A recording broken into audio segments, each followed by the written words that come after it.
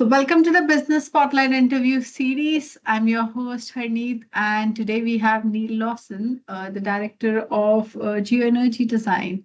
Uh, Neil, I, I, I have read through and I can see how much experience you have as a team. You're one of the most experienced heat pump design team in UK. But I want to hear from you guys. What stands out? What has been the journey so far? The journey for me personally is a culmination of 35 years worth of experience. Very nice. So and then the team that I have around me, so the principal people also come with experience, and Yeah. it was the ability to build on that experience. So we're quite unique as designers because not only Mhm. have we designed, but in previous lives we have designed, installed, commissioned, operated, maintained, and fault found on heat pump systems. And in 2019, when I started to look around for new opportunities, I saw a gap in the market. There are a lot of people who were thinking of getting into heat pumps. Heat pumps were Yeah. becoming a thing of the future. Yeah. I've been in that market for 20 years. So for me, I've been doing it for quite a while. So there are a lot of people who could drill holes in the ground, who could weld pipe, who could shift big bits of machinery around like boilers and CHPs and things like that. But what Yeah. was lacking was the intimate knowledge around the application of a heat pump, which is what we brought together in a fairly unique offering. And you have such a big purpose on the bigger scheme of things. So you're one of the companies who's really helping the country to reach to that net zero emission levels. Yeah, but so much experience. What do you attribute your the entire company and the entire team coming together? What do you attribute your growth to? It's yeah, having been in business for a long time, having been part of the largest commercial installer in the UK for a while, Mhm. you build a reputation. Business is about people, Yeah. and you're only as good as your last job. If you consistently deliver good work, you stick to your values, you are true to your values and your core, then that starts to reflect and people will come back to you time after time. And people come back 10, 15 years later. Oh, I met you here, you did this. I'd like to talk to you about something else. And This is that's so. worked incredibly well. Yeah, you've touched a very important point, Neil, and values and people. Yeah, we are not robots by any means. People buy from people, and I want to touch the aspect where as an employer, what has been your biggest learning when you started the business and so far till now? This is, I think, my sixth startup. So again, we go back to experience. Business is all about people. And Richard Branson had a great saying many years ago with Virgin, always employ people who are better than you, and they will end up telling you how to do things. You don't need to keep telling them. Yeah. And I've managed to fulfill that this time. We've taken on, the two principal people who work with me, both I've worked with in the last business and another one in the business before. So we've been through three companies now together as a team. And the everyone else that has come in pretty much as a graduate, fresh out of university. They come with a shiny new toolbox. We employ graduates predominantly with a mechanical engineering degree because they have a fundamental understanding of thermodynamics, fluid dynamics, and things like that, which is what we're looking for. And then we teach them the skills that apply their knowledge to the real world. But in the interview process, you're looking for someone who is adaptable, is enthusiastic, has some energy, but also has some aptitude. They use their hands, they fix a bicycle. We interviewed, well, actually, CVs come in. One chap, he turned an old, I think, 1960s Vespa, which is a moped, into an EV. And you think, So great. exciting. Yeah. Yeah, exciting and different. Yeah. You are an advocate of hiring smarter people. Say again? I said you're a big advocate of hiring smarter people. Yeah, absolutely. Obviously, a team is made up of many people, and I would use the analogy to a rugby team. They're all shapes and sizes and abilities. Mm, But the core of what we do currently are designs. Therefore, mm, the majority of mm, our teams are designers. We do have mm. um, office administrator who deals with all the back office things, Yeah. and that's to take away the non-fee earning works Mm, from the engineers mm. to allow them to get on and focus on their work. The more you can Yeah. get them to focus on work, the better they deliver and the less Love that. distractions. Yeah. So we focus on what matters the most. Yes, yes. Yeah. Very People good. can get So very easily distracted. yeah, exactly. Yeah. So okay. So Neil, what what sort of systems do you have in place to get people back on track, to get your employee focusing on uh, what matters the most? Fundamentally, it's removing distractions, which can be Mm, the administrative tasks. If yeah. they need to chase someone, they can ask someone to do that for them. They diarize it, they chase the information, leaves them to get back and focus. Also, if they get stuck on something or need another opinion, a Yeah. great one for being collaborative working within the same space. Teams remote working is great. It provides a flexible opportunity to work, but Mm, it is still very important. And our new graduates, we insist that they're in the office for at least 3 days a week. mm. Elbow learning, you can't beat it. Looking over someone's shoulder or having someone support you, go through things, can't be beaten. I love that. So collaborative working, love that, and I think that's the way forward. And the more you get your team to engage, the better the commitment. Yeah, and creativity comes from that too. We have a whiteboard in the office, a whiteboard, you can draw on it and it's on wheels. And last week they said, look, come on, let's just make one whole wall of the office a chalkboard. Okay, So we can that's share interesting. ideas, write things down, and that's a great way of doing it. It brings it Very alive good. and makes it, a process that everyone's involved in physically. Yeah, I'm excited to see come and visit your office now. No, it would be so good to look at that.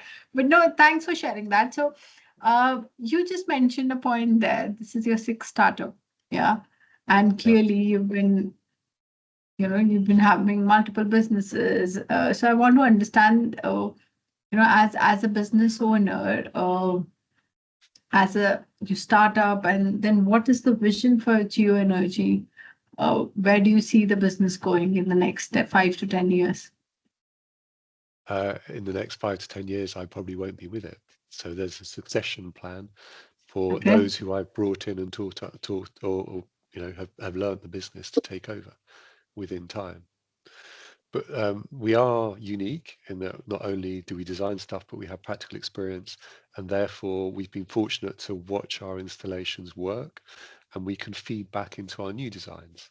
So that sets us Mm. ahead of the market, but other people will catch up. There's also discussions about AI. Will AI be designing heat pump applications in the future? Yeah, Potentially, but there will still need that human touch where you exactly. look at how a plant is operating, you optimize it, feedback loops and things like that.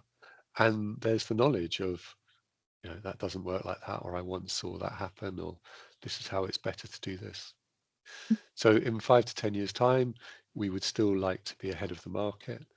Um, for 2 years, we didn't have a website. All our business was based on relationships, prior Mm, relationships. We slowly mm, grew. We have developed as those relationships have blossomed into others and brought more contacts in. We have harnessed those. We've done, our growth has been organic. We don't advertise. An advertisement creates a false high effectively, or a sudden increase in interest. And to mm. resource for that is quite difficult when it's people and designs. So Very we've grown interesting. very steadily year on year, and we will continue to grow. And as designers, our growth is basically the people we employ, being able to do more work. and we're starting to branch out into other things. And we have been very strict about sticking to our core, which is heat pumps and Yeah. the integration of different types of heat pumps.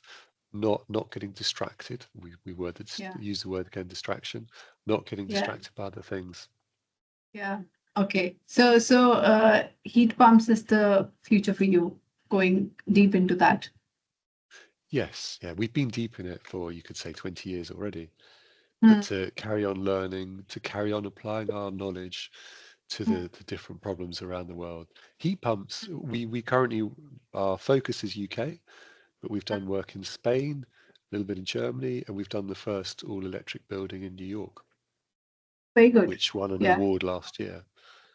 Very So good. our knowledge is transferable elsewhere. We've bid for work in your part of the world, um, That's but interesting. we're sort of we're pitching. We're a very small niche consultancy. When you're competing on Yeah. a worldwide stage, you're with companies that have thousands of staff all around the world. They have the ability to resource, although they might only have one or two people who understand the core subject, and we are currently 12.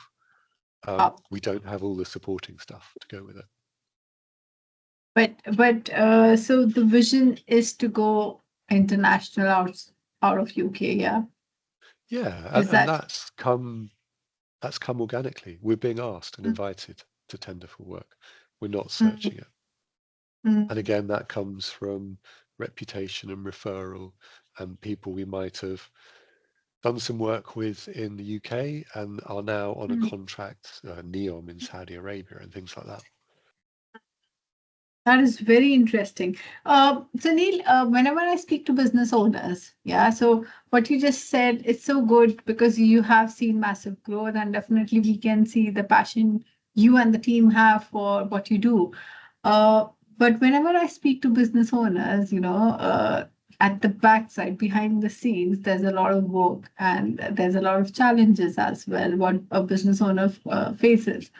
Uh, it could be related to team, time, or money. Yeah. So I want to understand, if we talk about you, how do you balance your personal and work life? Is there any sort of strategy there? How does it happen for you? It has been a consistent challenge for the last 25 years. Um, Okay. and I have two sons who are 23 and 21 now. Okay. Wow. Uh, I have tried to provide the best for them at the same time in building businesses. I mean, at the peak, I had three businesses on the go at the same time, all doing quite Wow. large things. It Mm. takes its toll, and I'm very clear that I need to get the correct amount of sleep these days. I couldn't keep going at that pace. So is it becoming better now? Yeah, I've been very strict with myself. You go and talk to a dietitian, you start to look after sleep, exercise, and what you eat are the three key Yeah. things. Yeah. So investing time in that and looking after myself. Very good. So you're focusing on these things now. So no distractions. Yeah. Eat well, sleep well, and Yeah, exercise. yes, Yeah. exactly. That's Love for that. my 8 hours of sleep, 8 hours of play, 8 hours of work. It never really In works like that, that, but anyway. does it work like that? No, it can be, Mhm. yeah. Sadly, sleep is the thing that's always taken its toll. You wake up at four Yeah. o'clock in the morning and think, need to do that, or oh, that's the answer to that. No, I can understand. Yeah. No, I can understand. Being a business owner is, uh, yeah, it is challenging at times. But in terms of the other two aspects, the team and money, do you feel that as a challenge from where you are to where the vision is, where you want to go? Um, we don't have a huge appetite for growth. Mm. We are self-funding and we will grow organically through our own funds. I don't see the need to go and get outside investment. There may be discussions in the future, but Mm. not currently. Okay. It would be, it would be a huge shift in the small team that we have. We work very closely together. We socialize together. It's because we're remote and spread around. At least once a month we get together and have a social. We catch up with each other outside of work as well as in work. To go for a huge push on growth would be a very different business. And I'm not saying that won't come, but it's now trying to build a very firm foundation. So how important it is for you to have that social, that personal interaction once a month with all the team members? How important do you think that's important for the success of the business? I think it's very important. It gets people to let off steam and see each other in a different environment. So That could be as simple as axe throwing, whatever it might be, whatever the activity might be. In fact, our last activity, we did sauna and then an ice bath to get the brain cells moving. Yeah, something different. Really? Yeah. And everyone was up for it? Everyone was up for it in the end. There was some reluctance. Okay. Yeah, that is good. So, Neil, I can clearly see the passion, not just you, but the entire team has towards what you guys are doing. So the last question I have for you, and I'm just thinking how to word it correctly. You've been into multiple startups, yeah? You've been into businesses for long now. Time for reflection. What would you have done differently if you get a magic wand in your hand to start everything? What would you have done differently this time?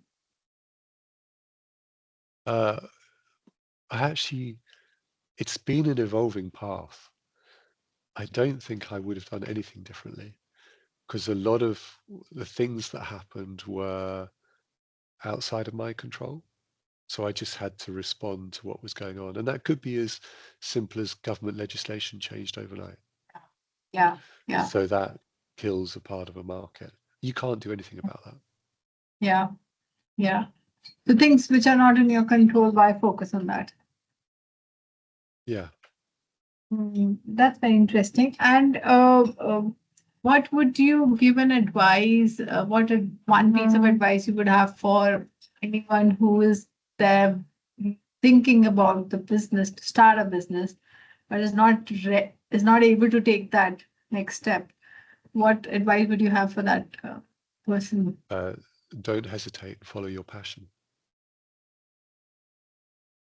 Simple as that. And what about the risk that comes with it? There are risks are how you perceive them. There are risks in everything. Obviously, don't be reckless. But if you're passionate about your topic or what you're going into, you exude that to everyone you speak to and everyone you deal with. And that comes, so if you're selling a service, selling a product, whatever it might be, that enthusiasm comes across to them and they hopefully become enthused by what you're doing. That is so interesting and a very good advice. Neil, thank you so much. I have a lot of pointers I've written for you. Love the way where you were just like, straight on, simple, straight answer. And I love the authenticity you've brought along with you on this episode for us. So thank you so much for joining us today. Okay, thank you.